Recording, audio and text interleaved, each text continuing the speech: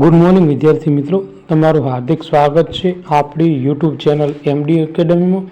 આજે આપણે વાત કરવાના છે મિત્રો 24 અને 25 જે ઓગસ્ટ છે એનું મહત્વપૂર્ણ કરંટ અફેરની આપણે ચર્ચા કરવાના છીએ મિત્રો। તો શરૂઆત કરીશું મિત્રો કરંટ અફેરની। તો મિત્રો પહેલો ક્વેશ્ચન है कि दर वर्षे विश्व वरिष्ठ જે નાગરિક દિવસ છે એ કઈ તારીખે ઉજવવામાં આવે છે? તો મિત્રો જે આ વિશ્વ વરિષ્ઠ નાગરિક દિવસ છે ને મિત્રો એ આપણે 21 ઓગસ્ટના દિવસે ઉજવીએ છીએ। તો મિત્રો યાદ રાખજો, મોસ્ટ ઇમ્પોર્ટન્ટ છે, આવનારી એક્ઝામમાં પૂછાઈ શકે છે અને આ ક્વેશ્ચન આપણે ડિટેલમાં કવર કરીશું।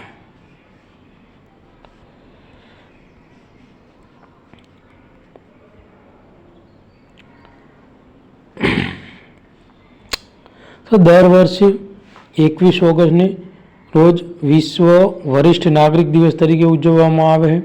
આ દિવસ ઉજવવાનો હેતુ શું છે? તો સમાજમાં વરિષ્ઠ નાગરિકના યોગદાનને સન્માન આપવા, તેમના જીવન સાથે જોડાયેલી સમસ્યાઓને જાગૃતિ લાવવા અને તેમને વધુ સુરક્ષિત અને સુખી જીવન આપવા માટે પ્રોત્સાહિત કરવા માટે આ દિવસની ઉજવણી કરવામાં આવે છે મિત્રો। ઉપરાંત જે આ દિવસની શરૂઆત 1988માં મિત્રો પૂર્વ જે અમેરિકાના રોનાલ્ડ રીગન દ્વારા કરવામાં આવેલી હતી મિત્રો। તો મોસ્ટ ઇમ્પોર્ટન્ટ છે, કોના દ્વારા કરવામાં આવેલી હતી? તો 1988માં તેમણે 21 ઓગસ્ટને મિત્રો નેશનલ સિનિયર સિટીઝન ડે પણ જાહેર કર્યો હતો મિત્રો, અને આ દિવસ વિશ્વભરમાં મિત્રો ઉજવવામાં આવે છે મિત્રો।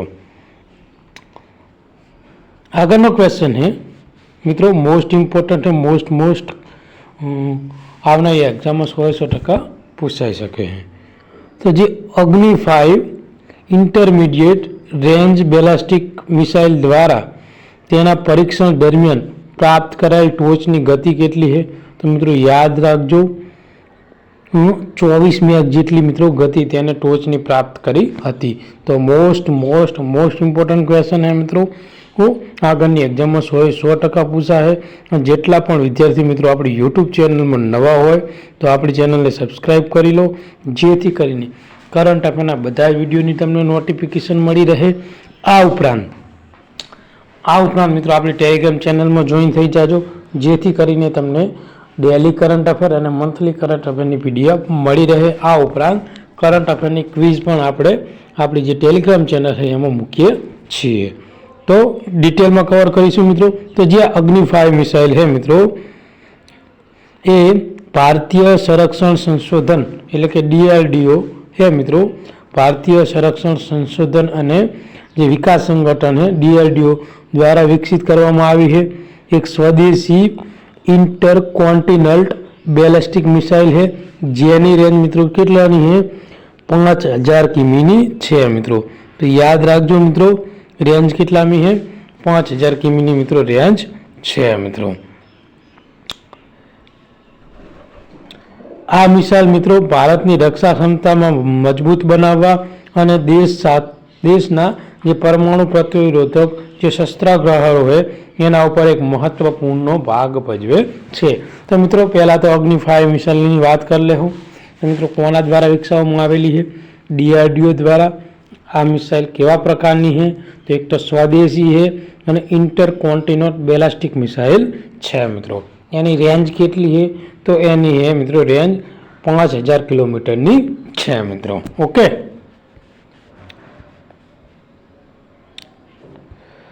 તો મિત્રો તેની મારક ક્ષમતાની વાત કરીએ તો તેની પ્રહાર ક્ષમતા છે 5000 કિમીથી વધુ છે અને તેને ચીન સહિત લગભગ સમગ્ર એશિયા અને યુરોપમાં કેટલા ભાગોને આવરી લેવામાં સક્ષમ છે। એટલે કહેવાનો હેતુ એવો હોય કે મિત્રો ભારતમાં બેઠા ચીનના કેટલાક ભાગો, યુરોપના ભાગો છે એને આપણે અહીં ટાર્ગેટ કરી શકીએ છીએ। પરમાણુ ક્ષમતા, તો આ મિસાઇલ પરમાણુ હથિયારો લઈ જવામાં સક્ષમ છે। પછી અદ્યતન નેવિગેશન, માર્ગદર્શન અને એન્જિન ટેકનોલોજીથી મિત્રો આ સહજ છે મિત્રો।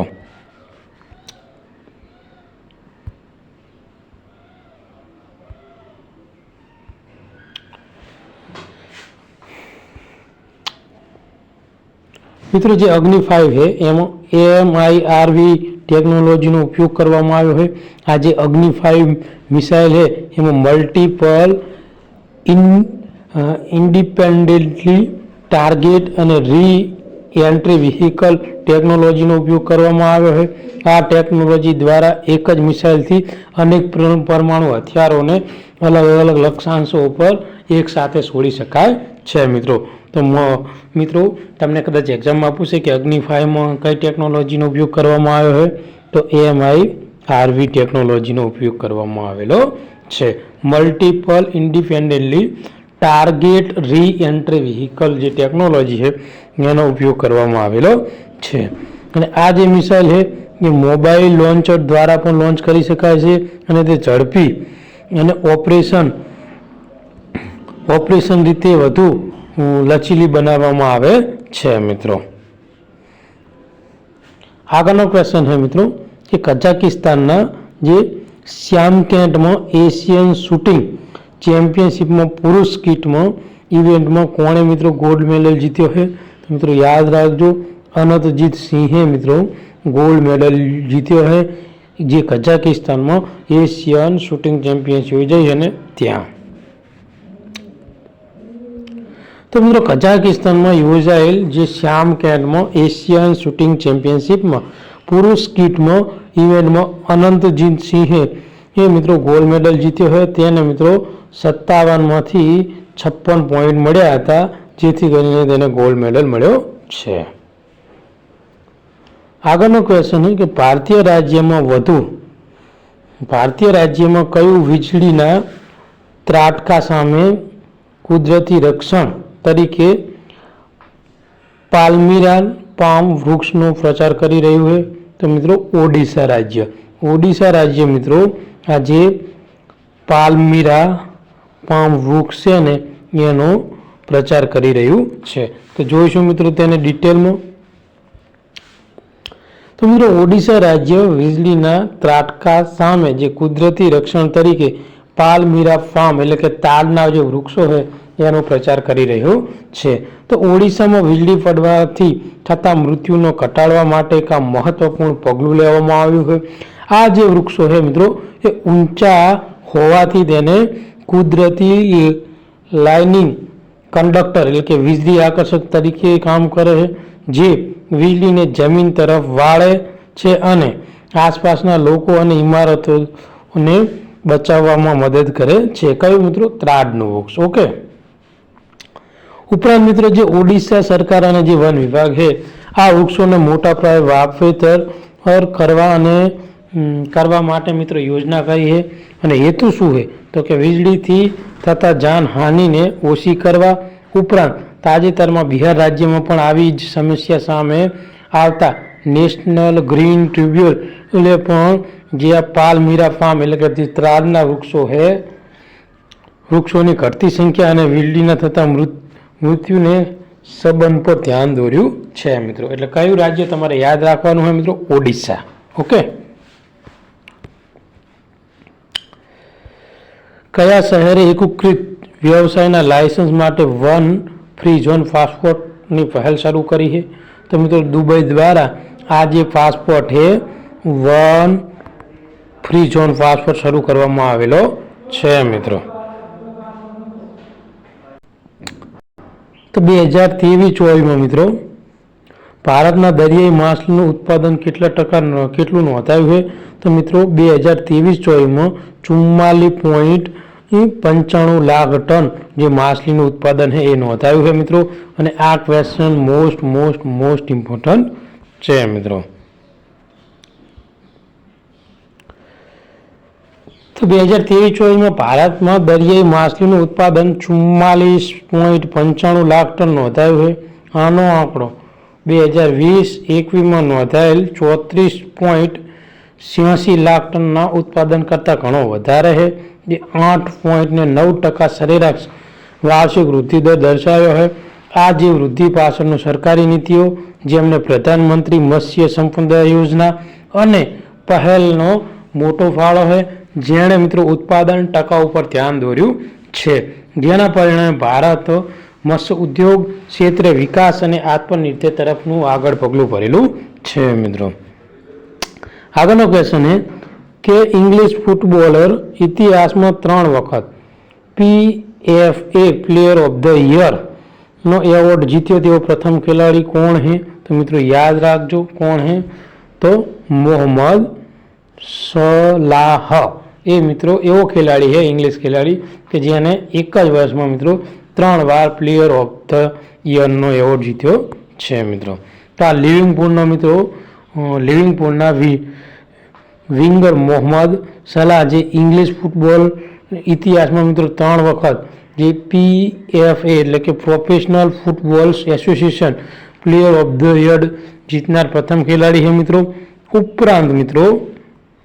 ઉપરાંત તેણે મિત્રો 2017-18, 2021-22 સિઝન પછી તાજેતરમાં 2024-25 સિઝનમાં તેને આ એવોર્ડ જીત્યો છે અને આ એવોર્ડ જીતીને ઇતિહાસ રચ્યો છે મિત્રો.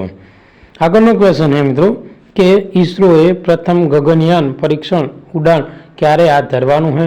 તો મિત્રો ડિસેમ્બર 2025માં મિત્રો આ જે મહત્વપૂર્ણ પરીક્ષણ છે એ હાથ ધરવાનું છે મિત્રો.